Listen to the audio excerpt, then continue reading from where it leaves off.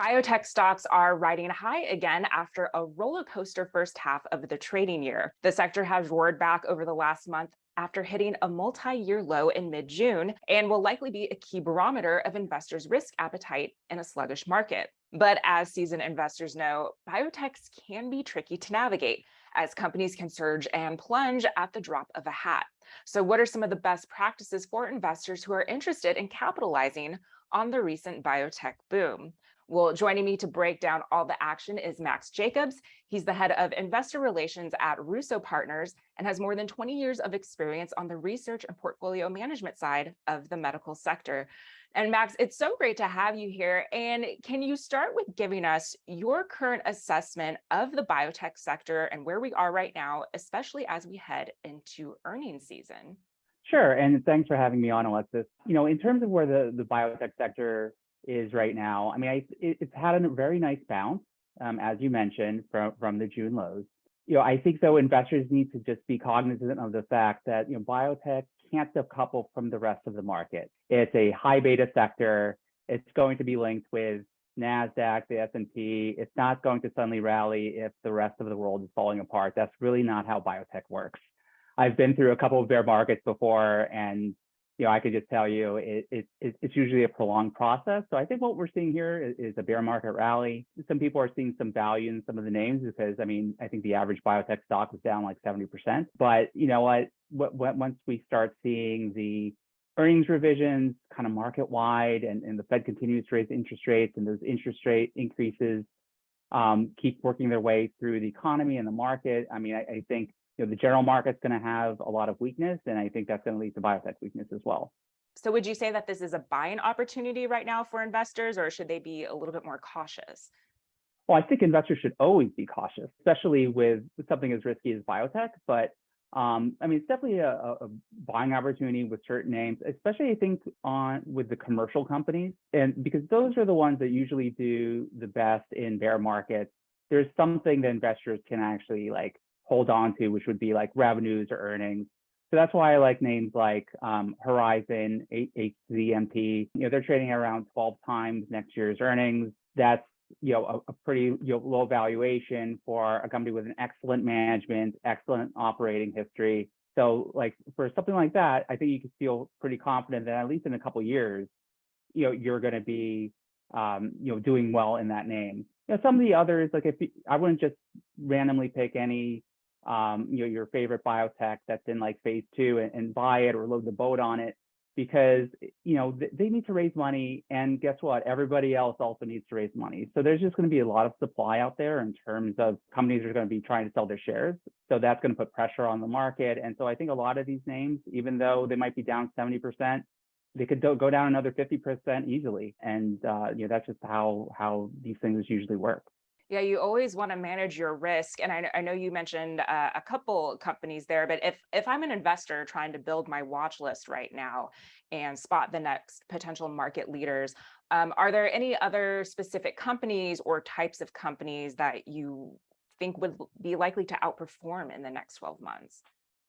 Sure. I mean, look, another company that I like is Coherus. It's a biosimilar company. It has some significant revenues already. It has new drug launches coming up, and they're going to be able to leverage their existing infrastructure with those launches. So I think they'll have tremendous operating leverage, and that will really help them in the next 1 to 2 years. Longer term, if you want to go into the more speculative area, I do think psychedelics is an area that I think a lot of people are getting more and more interested in, both on the medical and scientific community and the investor community. So, they've generally been considered sort of like a younger brother of the cannabis industry or something, but that's not really the case at all. These are medicines that have decades worth of data regarding a lot of intractable psychiatric conditions, and I think they could be a really helpful new class of drugs for a lot of people. You mentioned the Fed's actions a little bit earlier, and I want to ask you,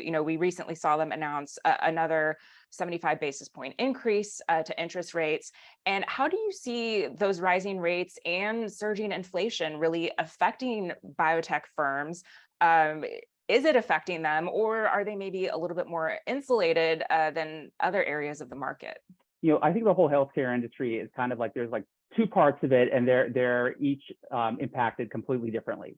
So for like the Pfizers and the Mercks and the Biogens, the guys with profits, I think rising interest rates don't really affect them. It doesn't affect them on the demand side, and they don't need to raise money and they don't need to raise debt or anything like that. For the development stage biotechs that don't have earnings and need to constantly raise money, and all of their cash flows are well into the future, a small change in interest rates can have a significant impact on the discount cash flow value of a lot of these biotechs. So it's having a major impact. And I think on the inflation side, yeah, I mean, look, there's always like some materials that are more in need than others, but I haven't seen so far too much in terms of inflation hitting anyone's earnings. This isn't like Walmart where they took a big hit because of what's going on in the economy. So Max, based on all of this, then what would you say are some of the best practices for retail investors who are interested in buying into this space? Sure. In terms of strategies for biotech companies to navigate this, I mean, number one, I think they need to be aware that if they're offered any money, they probably should take it, because you don't know how, you don't know if the bank is going to be open again for you, and you don't know how long, this like period of troubles is going to last. I mean, it could very well last another year. And so, if you can raise money, you should probably do so. Because we've seen the windows open and close throughout this year, and then also you got to continue to be active. I mean, I know lots of companies who feel like investors don't care, they're not listening. We should just like stay quiet for a while, and that's just a guarantee of failure. Your stock is just going to continue to go down and down, because look, your stock basically becomes dead money at that point. And investors don't need any more dead money in their portfolios. They have quite a lot of it. You need to be active. You need to find out like, look, what data, preclinical or clinical, can I legitimately either publish or present at a conference to get investors interested, at least remember us, notice us, because like, look, every little bit helps.